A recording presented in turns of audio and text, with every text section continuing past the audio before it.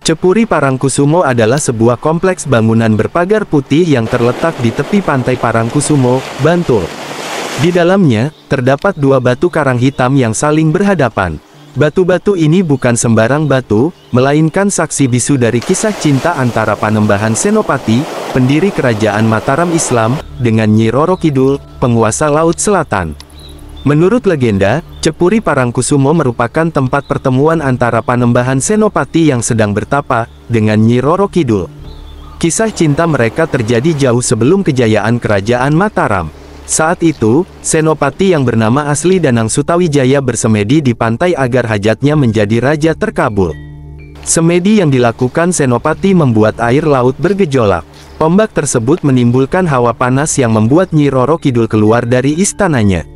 Di tepi pantai Parangkusumo, Nyi Roro Kidul bertemu dengan pria gagah yang bersemedi. Dia lantas menanyakan keinginan Senopati dan berniat membantunya. Kala itu Nyi Roro Kidul mengajukan syarat agar Senopati dan keturunannya yang menjadi Raja Mataram harus bersedia menjadi suaminya. Alhamdulillah, Ki Haji sudah bertemu dengan Mbah Budi ya. Yes. Itu kuncen dari Cepuri Mbah ya. Parangkusumo. Kunci.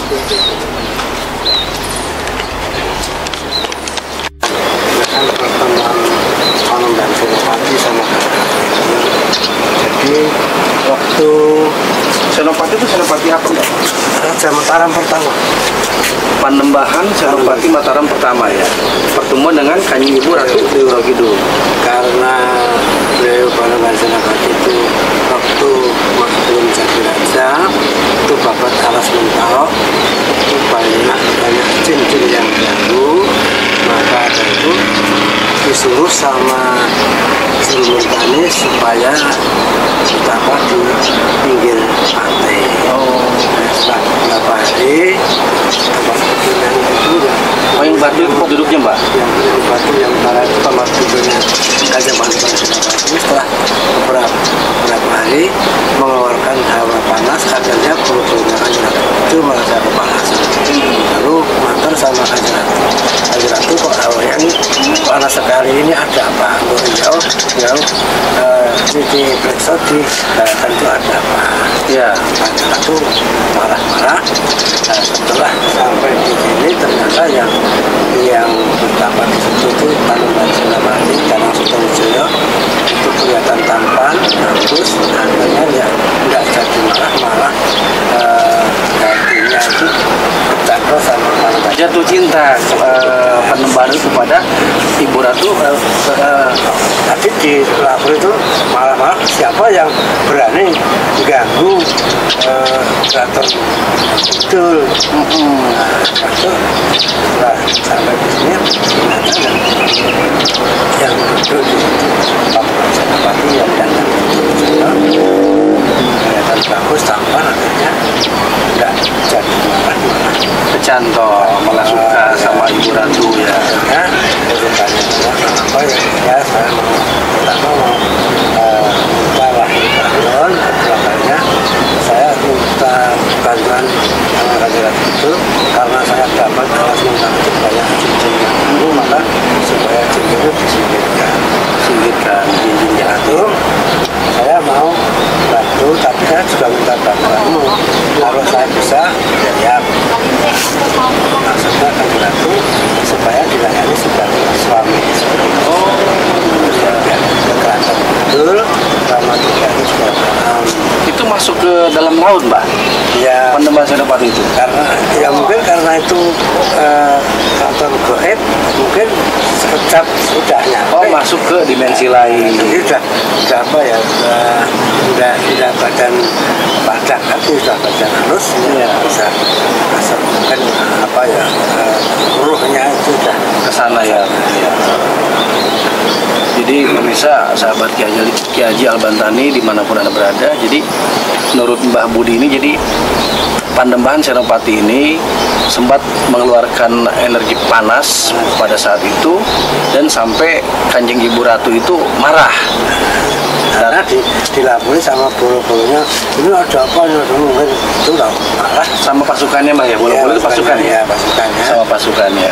terus malah terus siapa yang berani ganggu ketentraman keraton Kidul Ya, terus nah, ya mungkin ya udah oh ya udah malas sampai sini ini jadi malah jadi pancing-pancing sama Panembahan Senopati supaya beliau itu marah, tapi kalau udah terlanjur hatinya itu udah bisa jatuh cinta marah lagi ya, karena dengan kegagahan dan kegantengannya Mbah ya.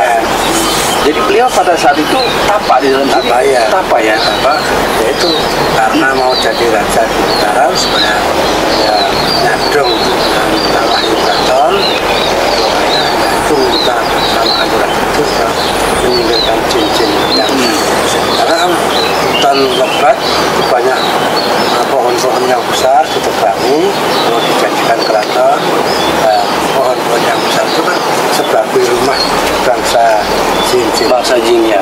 Oh berarti dulunya ini hutan semua Mbak ya? Ya sana di Jogja sana. Oh Jogja sana hutan. Ini masih lautan. Oh masih lautan. Panembahan Senopati itu dibagi cuma masih naik getek itu. Naik getek. Terus dapat itu batu itu untuk duduk beberapa hari. Terus karena orang puasa tidak makan dan minum, saja mengeluarkan hawa panas, akhirnya bulu-bulunya aliran. Jadi kalau bahasa orang sekarang tuh tapa mungkin Mbak ya? Tapa tidak makan, tidak minum sampai mengeluarkan energi panas dan sampai mengundang kemarahan Kanjeng Ibu Dewi Roro Kidul ya. Datang ke sini marah, tapi bukannya marah-marah, malah jatuh cinta. Jatuh cinta karena melihat tampan bagus, Karena tampan ya. Itu terjadi berapa tahun yang lalu Mbak? Kira-kira berapa abad yang lalu atau Masehi? Perkiraan yang Mbak tahu. Raja Mataram pertama Oh di zaman Mataram pertama ya?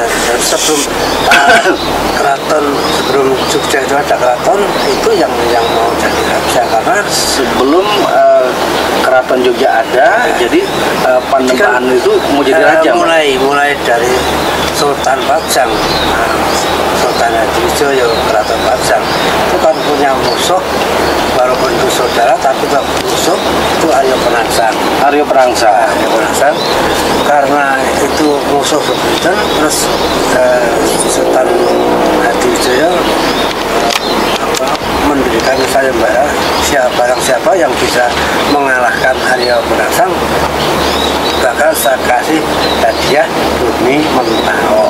Bumi Mentao itu apa Mbak? Mentao itu namanya hutan, Oh namanya hutan. Misalnya Mentao. hutan mana itu hutan Mentao. Itu setelah ada berita sayembara perang Juru Merentani itu sama ya Pemanahan itu kakak ipar, jadi Juru Merentani itu kakaknya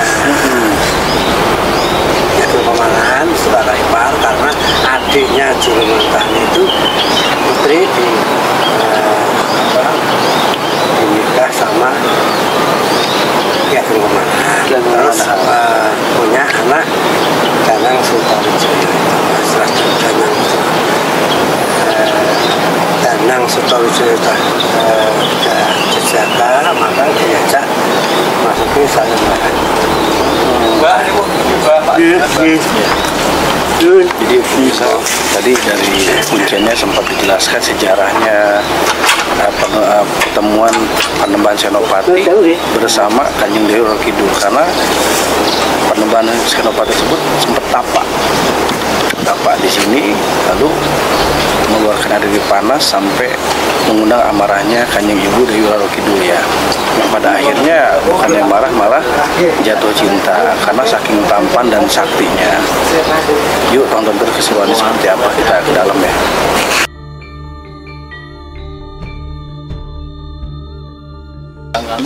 Senopati menerima syarat tersebut dan bersumpah setia kepada Nyi Roro Kidul. Enggak, maksudnya kalau sultan yang ada Ya karena saya suka lihat tuh ramai tuh penuh ya bawa sesajen apa itu. Iya. Oh di bulan Rajab ya. Ya enggak, di bulan Rajab.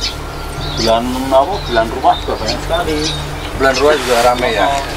Nonton itu tamu-tamu yang bulan apa itu. Kalau dari luar kota tuh dari mana aja kebanyakan, Mbah? Dari Suro itu banyak. Bulan Suro ya.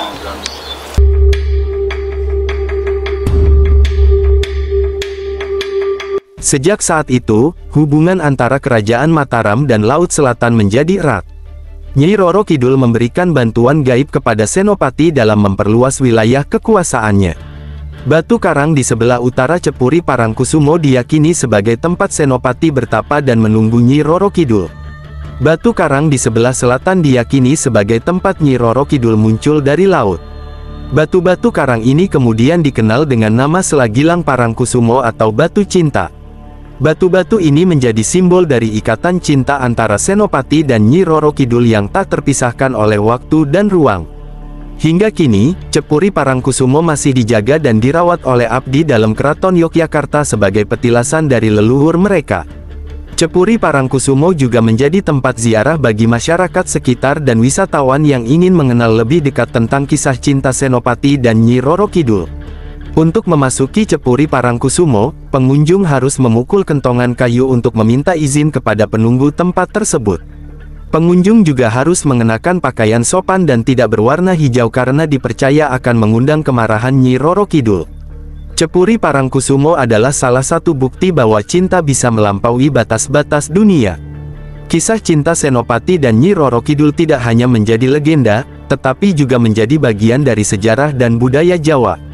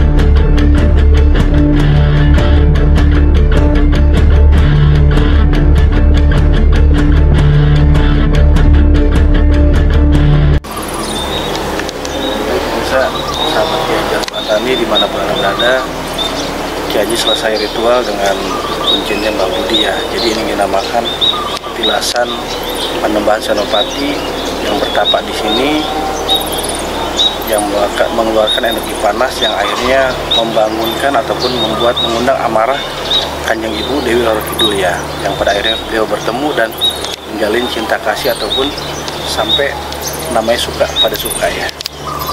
Yuk lanjut yuk.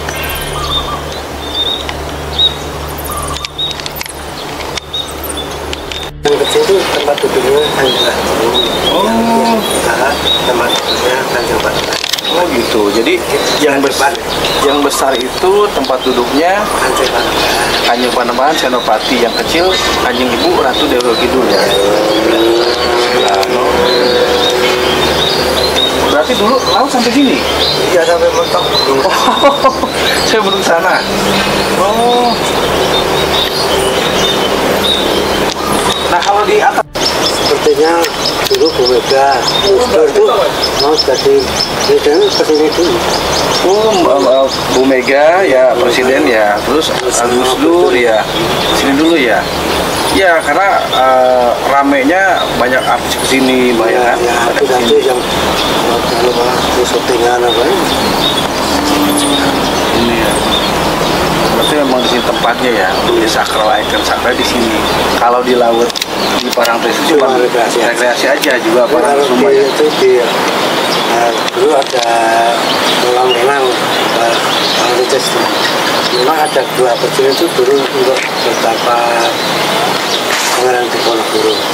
Pangeran Diponegoro sampai ke sini juga. Iya, ada dua kecil itu di dekat pemandian Parangtritis.